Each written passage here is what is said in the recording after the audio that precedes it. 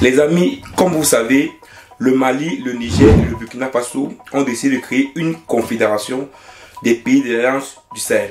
Et donc, après ça, je me suis posé la question que est-ce que cette confédération, cette première confédération, je vous le dis comme ça, qui est créée par ces trois pays, n'est pas le départ d'une nouvelle Afrique? Oui, parce que la confédération, en fait, est un élément central important qui peut permettre à l'Afrique de se développer.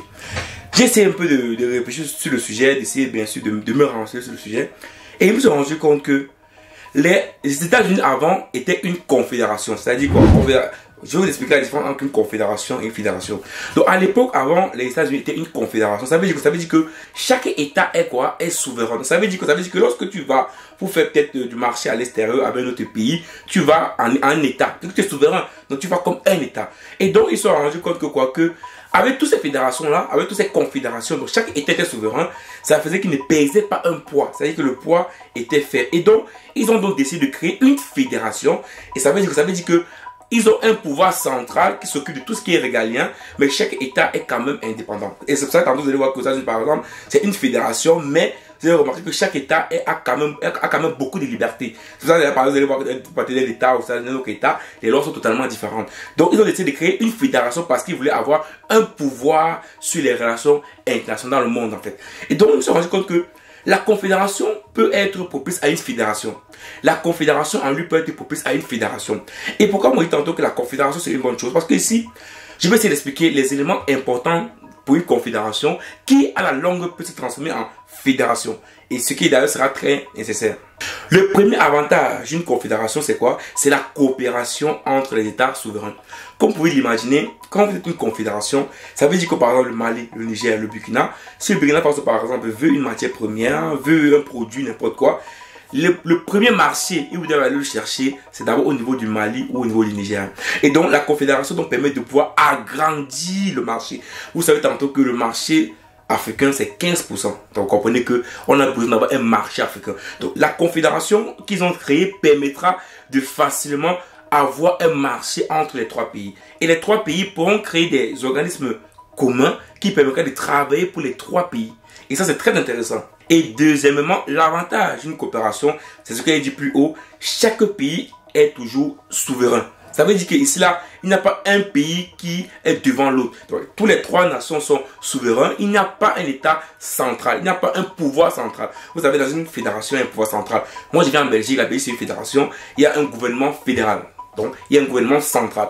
Mais dans une confédération, il n'y a pas de gouvernement central puisque chaque État est souverain. Donc, chaque État a sa liberté. Et ça, c'est très important. La troisième chose qui me semble important ici et important pour le Sahel, c'est le fait que dans une confédération, il y a un élément qui entre en jeu, c'est la défense. Mais oui, dans une confédération, on essaie de faire une défense commune. Ça veut dire quoi? Le Mali, le Niger et le Burkina Faso vont à eux trois faire une défense commune. Ils vont former les militaires, ils vont former les armées, ils vont faire ce que les armées puissent communiquer entre eux parce qu'il faut une défense commune. Les amis, vous comprenez que si ces trois pays mettent en place une défense commune, laissez-moi vous dire que tout ce qu'il y a comme djihad, tout ce qu'il y a comme terroristes chez eux, ils vont rapidement l'éradiquer. Donc le fait de créer une confédération également permet de facilement créer une défense. Et c'est ça le problème de l'Union européenne. Par exemple, vous allez voir que l'Union européenne, par exemple, et là encore on va avoir une défense. Parce que fédération, confédération, union, c'est différent. L'Union européenne, par exemple, c'est quoi? C'est que c'est les États qui s'unissent.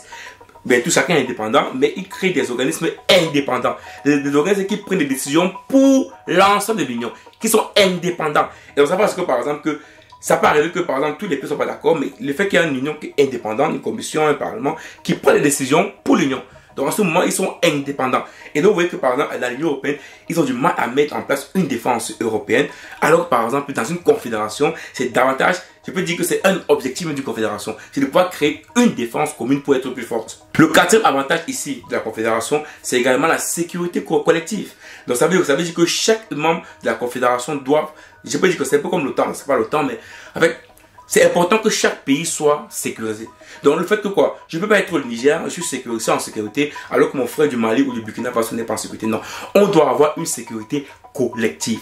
Si un des membres de la confédération a un problème de sécurité, alors moi qui suis de la confédération, avec les autres, on doit faire tout et tout pour permettre à ce que le pays soit en sécurité. Donc un élément de la confédération, c'est la sécurité collective. Et enfin, Un autre élément important dans une confédération, c'est quoi?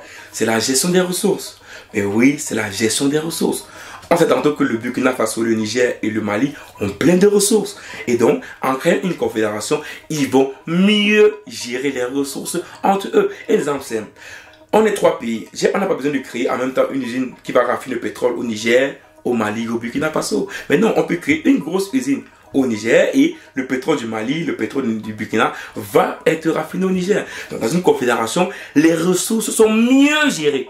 Les ressources sont mieux gérées. Un truc qu'on peut faire dans 3 pays différents, on le fait dans un, mais ça c'est pour toute la confédération. Vous comprenez que la gestion des ressources, par exemple, dans une confédération est davantage beaucoup plus intéressant pour simplement parce que le pays peut, voilà, que chaque pays dépense moins, on veut un raffinage, pas besoin d'avoir 3 raffinages dans 3 pays, dans un seul pays on a un raffinage et ça aide tous les membres de la confédération. Donc vous voyez qu'il y a une meilleure gestion des ressources des pays de la confédération. Et donc, ça m'amène à dire cela que pourquoi j'ai dit que l'Afrique doit aller vers une confédération.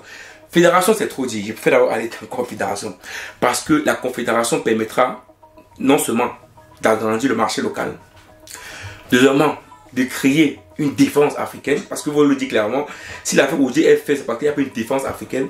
Et les 3, une meilleure gestion des ressources africaines. Moi, je pense que ces trois choses peuvent être apportées par une confédération africaine. Pas une je ne parle pas de footballeur, pas une confédération africaine. Et ces 3 éléments manquent cruellement aux Africains. C'est pour ça d'ailleurs que j'ai fait une vidéo en disant que le seul moyen pour l'Afrique de se développer, c'est de créer une confédération africaine. C'est un gros projet, vous allez me dire c'est trop gros, mais le Mali, le Niger, le Burkina, ils l'ont fait. Voilà 3 États qui l'ont fait. Donc c'est possible de le ramener à l'échelle africaine. C'est pas impossible. Si ils ont réussi à le faire à 3, c'est possible de le faire à 10. C'est possible de le faire à 20. C'est possible ensuite de le faire à 30. C'est possible ensuite de monter à 40. Donc la création d'une confédération africaine permettra effectivement que l'Afrique puisse grandir, que l'Afrique puisse être forte de demain. Oui, il y a certains pays qui sont plus forts que d'autres. Oui, il y a certains pays qui sont plus riches en Afrique que d'autres. Mais cela n'empêche que ces pays également peuvent apporter. Si vous voulez voir, attends, c'est comme quoi, je peux dire quoi? C'est comme moi, je suis bien, chez moi, je vis bien, mon voisin, il souffre, il ne va pas bien. Mais si la guerre arrive chez moi, ce voisin, il peut me sauver. Ce voisin-là qui n'a rien, il peut me sauver. Donc, si moi, je le gérais mal, quand la guerre arrive, ou qu'un bandit arrive chez moi, c'est lui peut-être qui pourrait me sauver. Donc ça parce que j'ai beaucoup d'argent que je vais dire que je vais négliger le voisin qui n'a rien. Donc la confédération permettra à l'Afrique d'avoir une possibilité. Je pense que je suis pas le premier à le dire, hein, mais je le dis parce que ce que le Mali et le Niger viennent de faire, ça donne des c'est des prémices de ce qui pourrait se passer demain. Et je pense qu'à un moment donné, les Africains le regardent et je pense qu'à un moment donné, on arrivera à cela. Et donc, pourquoi est-ce qu'on ne va pas vers une confédération africaine? L'Union africaine, comme voilà, ne porte pas ses fruits, on le sait. La confédération est le seul moyen pour augmenter le marché local, avoir une défense africaine et mieux gérer les ressources africaines. En tout cas, moi c'est de mon avis et je pense qu'à un moment donné, les chefs d'État qui vont arriver maintenant, il faut qu'ils y pensent réellement. Parce qu'aujourd'hui, si l'Afrique veut être plus fort, c'est un État uni et non séparé. Donc, amis, même en commentaire ce que tu penses de ça. Est-ce que tu penses comme moi qu'une confédération est nécessaire en Afrique pour se développer ou tu penses que non? Il suffit juste que chaque État indépendant crée des unions, crée des comités économiques et que chaque personne puisse travailler pour son État pour que l'Afrique puisse devenir plus fort et développer et qu'on peut discuter d'égal à égal avec des grandes puissances dans le monde. Mets-moi ça en commentaire comme d'habitude et on se voit rapidement pour une prochaine vidéo. Ciao.